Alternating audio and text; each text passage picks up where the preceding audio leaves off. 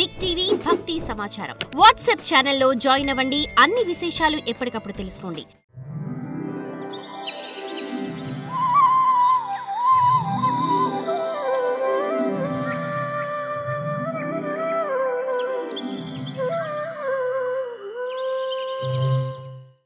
పరబ్రహ్మ ఆద్యాంతాలు లేనివాడు, చైతన్య జ్ఞానస్వరూపుడు మరియు అద్వితీయుడు, త్రిగుణాలకు అతీతుడైన ఆ పరబ్రహ్మే జగత్తుగా ప్రకటమవుతాడు కదా. మాయాశక్తి యొక్క విలాసాలు ఉపసంహరించబడిన తరువాత ప్రళయకాలంలో అందరూ ఆయనలో విలీనమవుతారు కదా.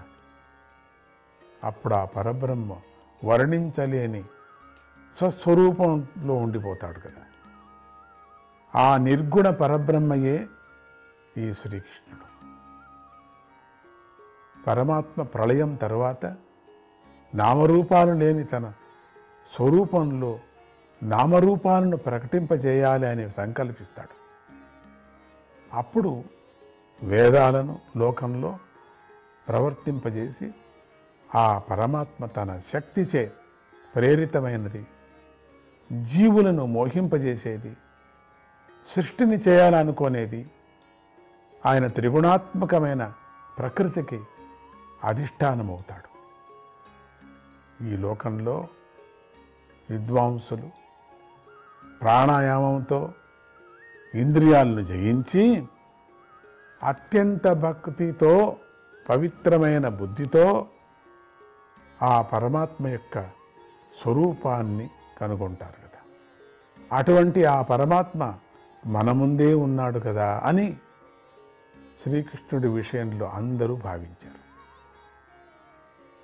పరమాత్ముడిని ఎవరెవరు ఎంతెంతగా పొగుడుతున్నారో, ఆయన లీలలు ఎటువంటివో, ప్రళయకాలంలో ఏం జరుగుతుందో, ప్రళయం ముందు ఏముందో, ప్రళయం అయిన తర్వాత ఏమి జరగబోతుందో, ఏ విధంగా స్వామి ఆనంద స్వరూపుడో, ఆయన అనుసరించిన వాళ్ళకి ఏ ఆనందాన్ని ఇస్తున్నాడో, ఆయన దేని నుంచి పొగడబడుతున్నాడో, ఆయన ప్రకటన ఎటువంటిదో, ఆయన యొక్క ప్రభ ఎటువంటిదో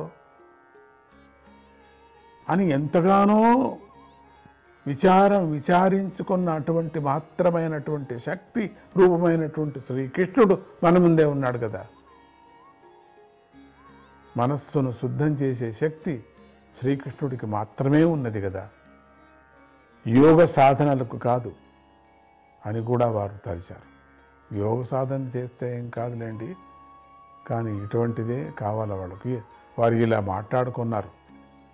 ఓ సఖులారా, రహస్యమైన తత్వాన్ని బోధించే మహర్షులు వేదాల్లోనూ వేదాంతాల్లోనూ ఆ పరమాత్మ యొక్క పవిత్రమైన కథలను గానం చేస్తున్నారు. ఏ వేదం పలికినా పరమాత్ముడి యొక్క చిత్రమైనటువంటి లీలల్నే చెప్పుకొని వస్తున్నాయి. ఆ పరమాత్మ తన మాయాశక్తితో ఈ జగత్తు యొక్క సృష్టి స్థితి లయాలను చేస్తూ ఉన్నాడు కదా. అయినా కూడా ఆయనకు వాటి యందు నేను కర్తను అనే భావన కానీ రాగద్వేషాలు కానీ లేవు అనుకున్నాం కదా. అటువంటి పరమాత్మ ఈ శ్రీకృష్ణుడే కదా. వాళ్ళకి అనుమానం అటువంటి వాడే కదా ఇప్పుడు మనం చూస్తున్నాం. ప్రతి యుగంలోనూ తమో గుణంతో కళ్ళు మూసుకుపోయిన రాజులు అధార్మికులై ఉండగా ఈ పరమాత్మ లోక కళ్యాణానికై సత్వగుణాన్ని స్వీకరించి అవతారాలను ధరిస్తూ ఉంటాడు కదా. భక్తిని, సత్యాన్ని, ధర్మాన్ని, దయను, కీర్తిని నిలబెడుతూ ఉంటాడు కదా. ఎంత ఆశ్చర్యమో! పురుషోత్తముడు లక్ష్మీకాంతుడైన ఈ శ్రీకృష్ణుడు జన్మించటంతో యదువంశానికి కీర్తి పెరిగింది. ఈయన సంచారంతో వ్రజ భూమి పవిత్రంగా ప్రకాశిస్తుంది. ఓహో, ఎంత ఆశ్చర్యము!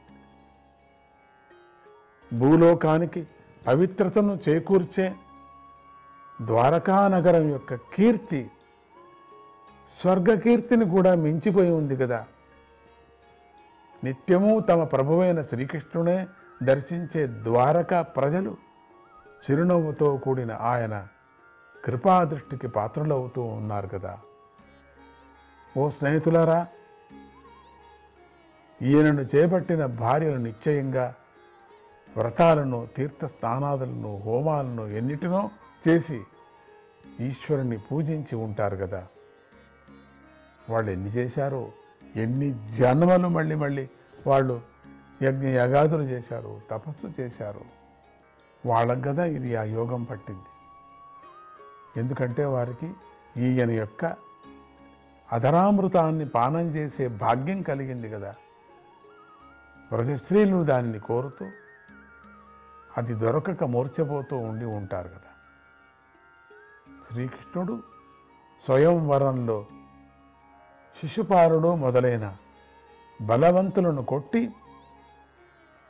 తన పరాక్రమాన్ని శుల్కంగా చేసి రుక్మిణి, జాంబవతి, నాగ్నజితి మొదలైన వారిని భార్యలుగా పొందాడు కదా.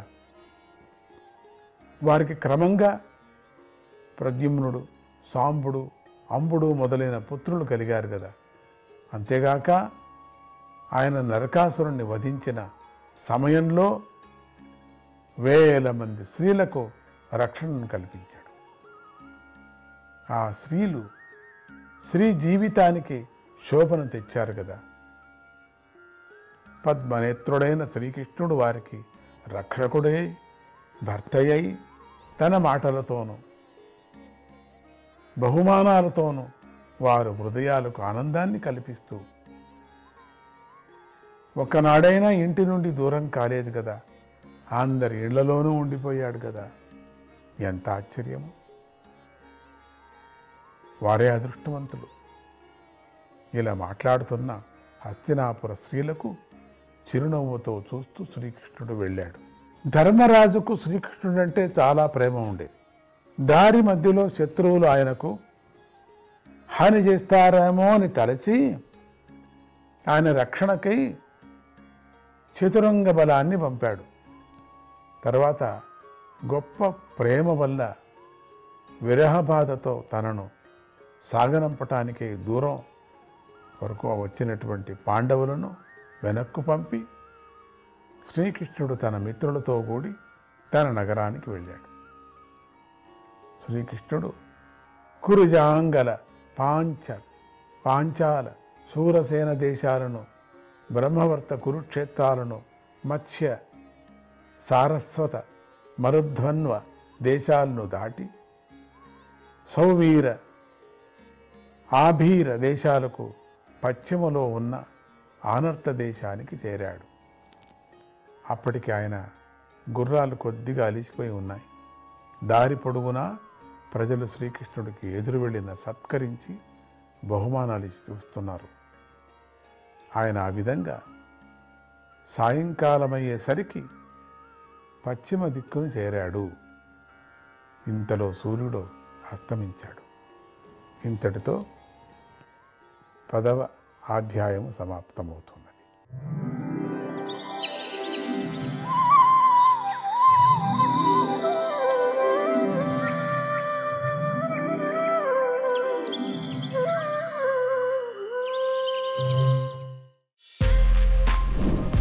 For more videos like this, subscribe Big TV channel.